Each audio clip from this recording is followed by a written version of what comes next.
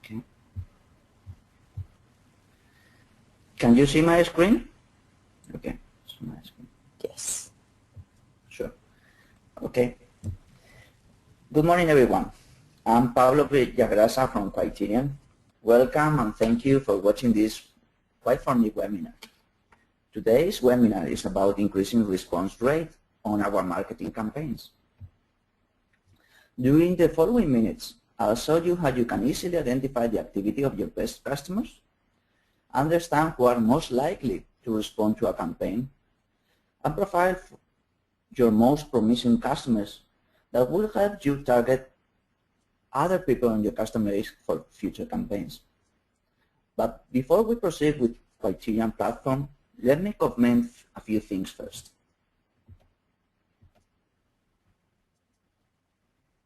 Running campaigns nowadays is getting tough. The budget is limited or even reduced, and increasing the return of investment is always a must. In today's economy, marketeers are under pressure to do more with smaller budgets and demonstrate contribution to sales and profits. More so than ever before, they need to prove the effectiveness of their campaigns by measuring results in order to justify their marketing spend. So how can we increase the campaign's response rate? In this case, as we have a retail database, we're going to try to find out who are our most profitable customers. Among them, we will try to find out who are most likely to respond, and as well, if we are able to find out who are really the most active ones among them, then combining all these three conditions together, we might be able to find out our most promising customers and infer a profile of them that will allow us to reach among our customer database other people who will behave the same. So how are we going to proceed? Well, in today's session, we will first identify who are my most profitable customers. Okay? Then, for that specific group of customers, we will use data mining algorithms, advanced analytic tools, to identify groups of people with different activity, selecting the most active ones, as well identify who are most likely to respond to future campaigns based on historical activity on previous campaigns. And finally, by overlapping these two sets of group of people, we will grab the most promising customers and profile them. The knowledge we get from them, from this segment, will help us identify among our customer database customers who behave the same. So it is now time to get into action and proceed with the business case in Quiterian platform. I'm just logging into Quiterian. For this demonstration, let me just remove the bookmarks for 1 sec. Okay. For this demonstration, I'm going to use two different databases. If we explore the data, okay, let me just drag and drop the retail database. This is the main database we're going to use, because I would like to explain what we have here loaded. We have 1 million customers, 5 million baskets, and 24 million items. The first question I wanted to solve to you was, who are my most profitable customers? So first, we would need to identify what is the profit for each customer. I don't have that profitability at the customer level. I've got that at the item level, that is at the 24 million transactions. I can right-click in here and edit the expression. That's an engineering field. It was not brought on the raw data, but I already created that as an enrichment of the model. That's what we can do with the enrichment model. So that's the profit is the difference between the value and the cost of goods. As I said, it's on the item level. That's the 24 million transactions. So we should try to zoom all these transactions for each customer. How are we going to do that? Well, if we do an aggregation at the zooming at the customer level, all the profitabilities for each item. Let's call this profit items. I'm going to call it this way, and I'm going to assume all these profits. And I'm going to create it on the fly. These 24 million transactions or items, I'm assuming all its profit for each customer. I've got them right here. If I double click on the field, I will be able to see that there's 3,649 customers who don't have any profitability, whereas there's 50 people with this type of profit, 27.82. Well, but I have a continuous variable, let's say, with many different discrete values. So what I should try to do is create bands based on this profit, or create quantiles. Well, for this case, create quantiles, because I would like to grab the top 10% of most profitable customers. So I'm going to create a decile. I'm going to call it, keep the same structure, decile. Now, this will create a discrete value with 10 bands, identifying the bounds for each band. So we can see that this, the top 10, that's 10% of my customers that represent 10% of my customers with the most profitable values. So I'm going to grab these people and say these are my most profitable customers, because I want to understand the behavior of these people.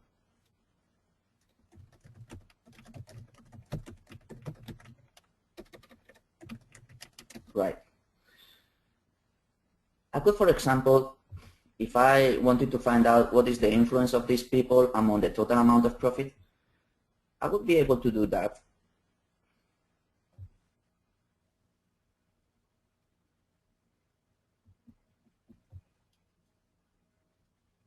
I would be able to do that with the Pareto analysis.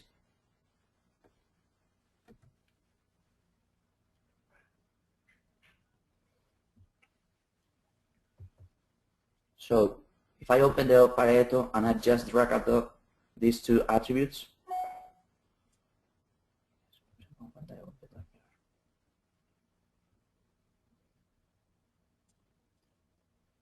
well, I can see in a very easy way is the influence of this 10% of people among the total profitability of all customers.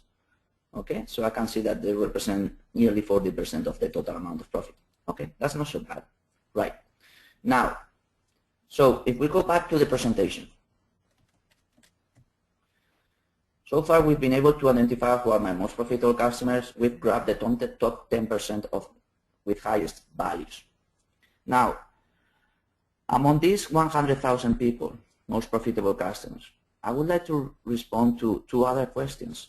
Who are the most active customers? And who are the customers most likely to respond to future campaigns? I'm going to use, for that purpose, data mining algorithms. They are advanced tools, but that will help me to respond to those questions. So first one, let's create a cluster of these people based on their activity. So I will try to understand their behavior. So based on these people, I'm going to create 3 clusters.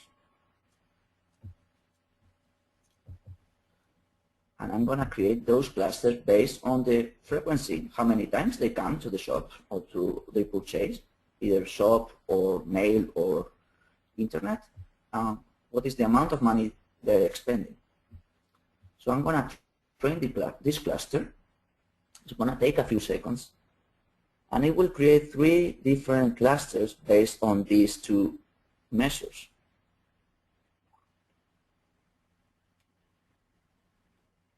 Once it's finished, well, I will be able to apply this algorithm to the population I'm interested in understanding their behavior.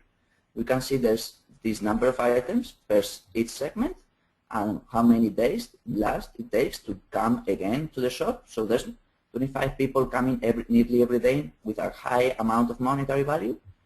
There's 341 customers coming nearly every month, once every month with this monetary value, and then there's this number of customers coming nearly every 40 days with this monetary value. So I'm going to apply this cluster to the 100,000 most profitable customers. And I will be able to create different activity segments. Let's say this is the cluster activity. I'm going to save this algorithm on this webinar folder I already created for this purpose. And once it's saved, I'll be able to apply it to population I'm interested in. And that is the most profitable customers. Let's just drag and drop, and this is the cluster, let's call it of activity. So if I accept this, it's going to infer for all these 100,000 people in which of these three clusters each customer meets. It's most likely to be. So field has already been created. I can see number of people for each of these clusters. Now, let's try to represent them and understand the behavior of them. So if I go back to the analysis, I'm going to go to, let me close the Pareto analysis because I'm not interested in seeing it again. I'm going to close it. I will have saved it. But for this purpose, I'm going to open a bubble. Right. And now I'm just dragging and dropping this cluster activity. The bubble tells me to drag and drop two other measures, so I'm going to do that. I'm going to drag the frequency as the mean, and I'm going to drag the monetary value, the other interesting attribute of activity I wanted to find out about my customers. Right. The bubble, always the first measure represents the x-axis, the second measure the y, and the third measure is the size of the bubble. So I will have to change this order because I want the size of the bubble to be the number of customers. So I'm going to just go to Advanced tab and reposition that and recalculate.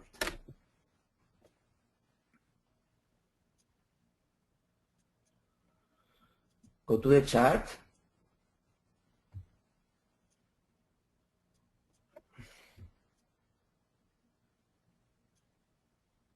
Right. So as you can see here, we have three different behaviors among my most profitable customers. We have this segment of people. There's not so many of them, nearly 1,500 people with low, they come in almost every day, and with quite high monetary average amount among all purchases. There's this other segment that come nearly every 30 days with this number of monetary value, and the size of the bubble is representing how many people. And we have this third one. There's many customers in here, but they don't come so often. So my most active customers are these ones. I'm going to select them. Just with one click, I've got them here in the scratch pad. I'm going to call them, rename them, most active customers.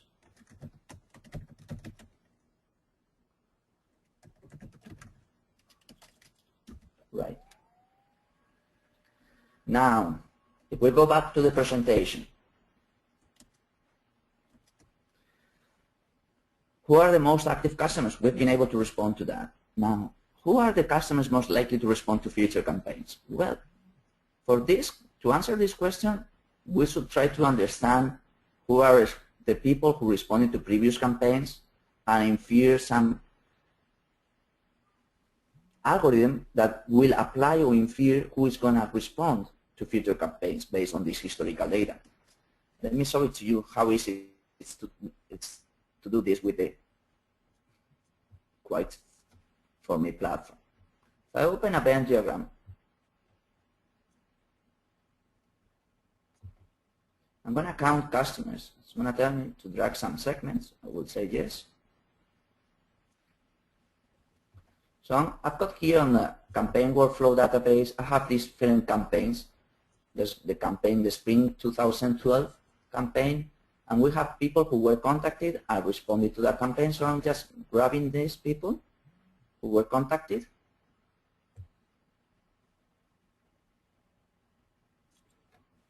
and the people who responded to the campaign.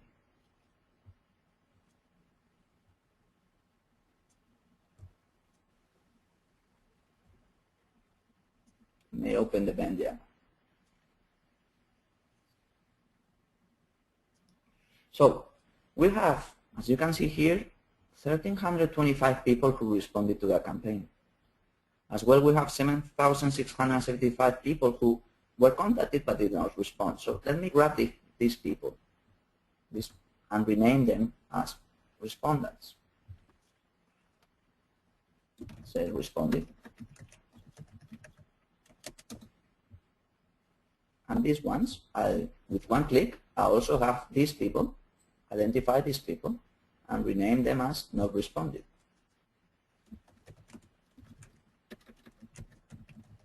Right. Now, I will try to find out who is most likely to respond or not respond. And for that purpose, I'm going to use another algorithm, the tree decision algorithm, decision tree. This decision tree, we have to sample data, and it will infer a classificator among some certain attributes that we launch. I will show you that in a minute. So first, we need to get some sample data with the same number of items either responded to or not responded. So as we have 1,325 people, let's just create a sample data with this same number of customers that didn't respond. So I'm going to say I could do it top, bottom, middle. I'm going to do it randomly. Select these people randomly, the 1,325 people. Now, I'm going to create a combination of these two people, segments. These ones who responded, or these ones who not responded. So we'll have 2,650 people, right? And I'm going to rename this as the sample data to test, sample test data.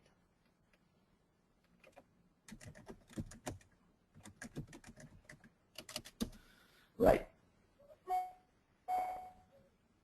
Now, I'm going to use this sample test data.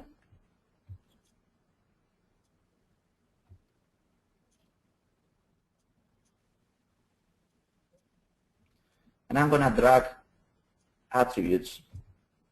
But based on the combination of them, it's going to classify either if they responded or not responded, are most likely to respond or not. So for example, the age span,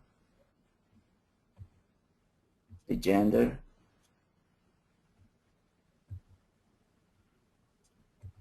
the lifestyle,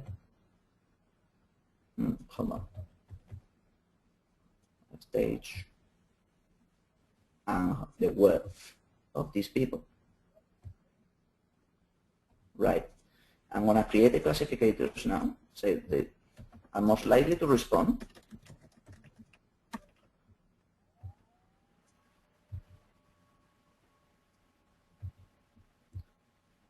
If they are this segment, or for example, not respond.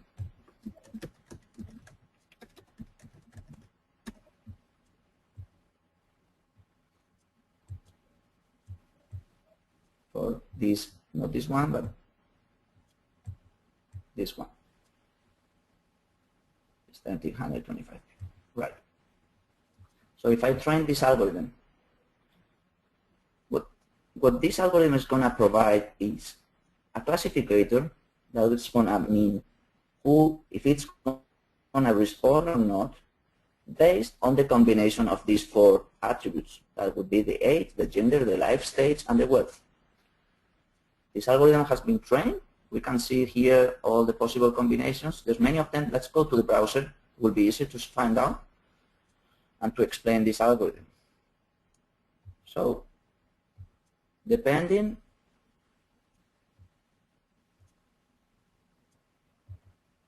on the age, depending then on the gender first, the life stage secondly, the age third, and the wealth, we will have this example of combination. Right.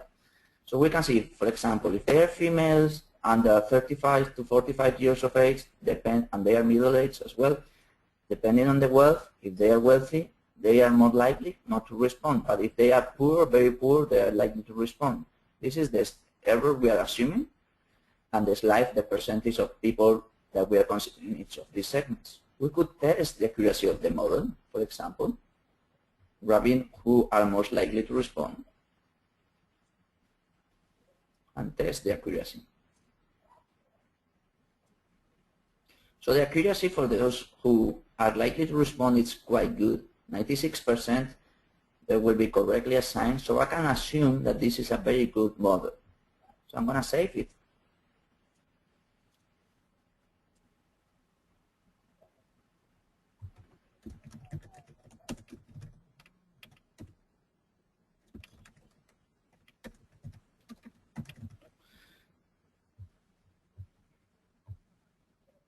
Once I save it, I will apply it to my most profitable customers, to these 100,000 people.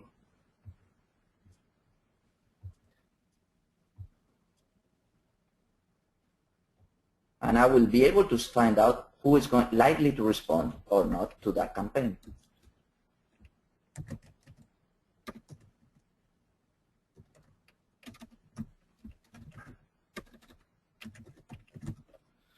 Okay, call it campaign response. It's going to take a few seconds, and I will be able to create this field.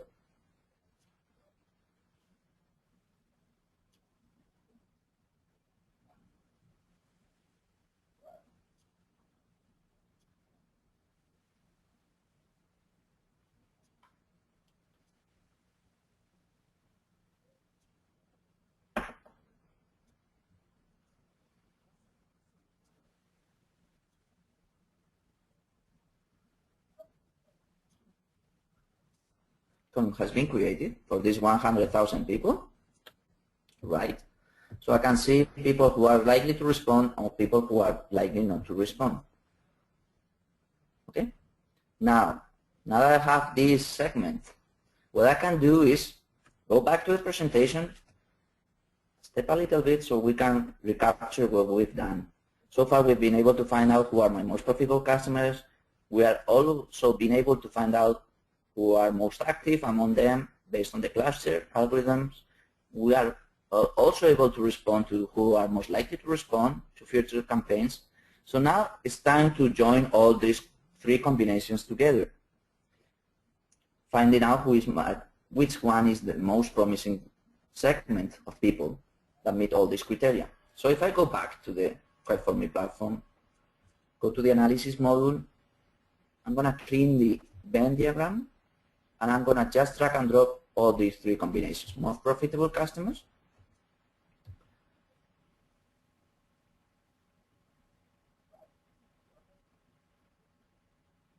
most active customers,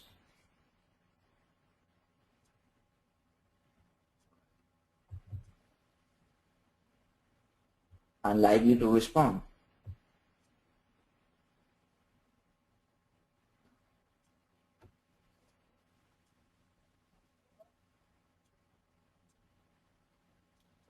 So we have 736 people who are among my most profitable customers, they are most active ones, and they are likely to respond. So I'm going to grab these people.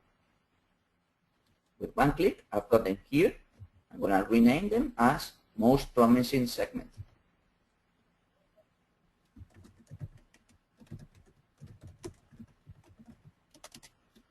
Right. Now, I would like to find out the difference among these people and these other ones. They are not likely to respond, and they are not likely to be active ones, although they are good customers. So I would say these are, I'm going to rename them as good customers.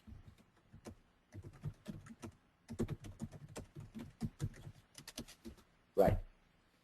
So let's try to find out with a profile, and that would be the last step for this business case, find out if there's any attribute that qualifies better my most promising segment compared to the good customers but not the best. For example, in marketing campaigns, you could do that the same as who responded to a campaign compared to those who were contacted. So in future campaigns, you try to profile better the people that are responding to those campaigns. So let's just drag this segment. I'll go to the advanced tab. One sec. I've got them here, and I'm gonna drag and drop this other segment I'm interested to evaluate. So now, if I go back to my data, and I launch drag and drop conditions, it will tell me a profile of the people who are most promising among my customers.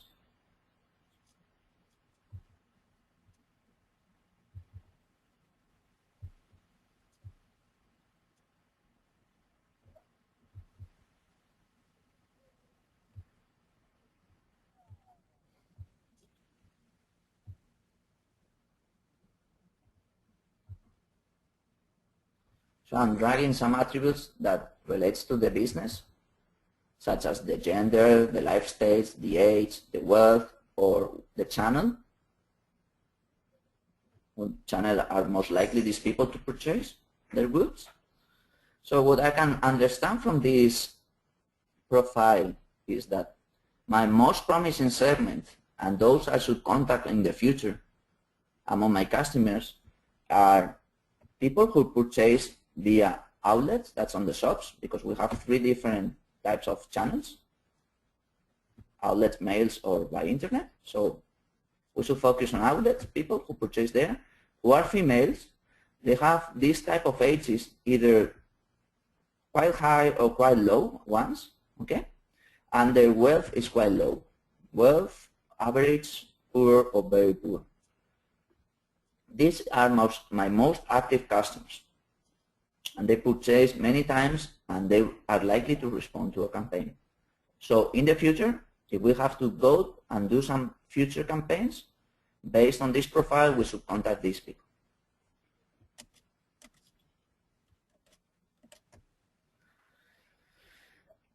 So we've been able to profile my most promising customers. Let's try to resume what we have done. The propensity to respond model scored each customer based on their likelihood to respond to the campaign, while the activity cluster model determined how much money and how frequently the customer was likely to spend.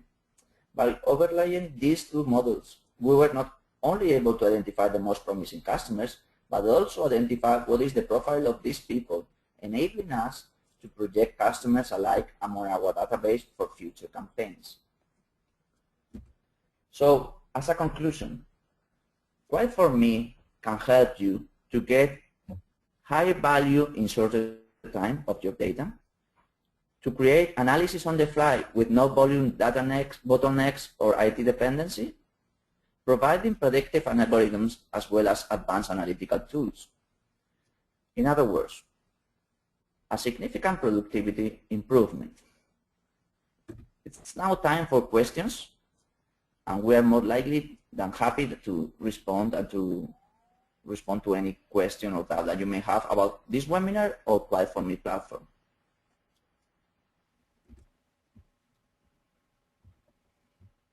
So we open now.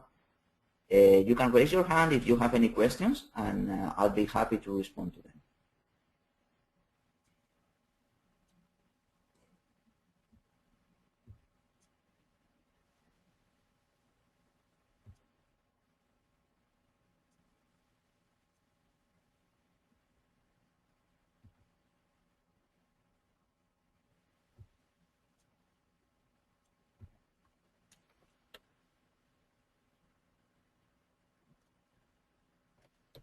Well, I don't think there's any questions so far. If you have any questions in the future, do not hesitate to contact us at info@quiet4me.com or follow us on Twitter @Quiet4Me. It's my pleasure to end this webinar, and hope to see you in future webinars. Thank you, and goodbye.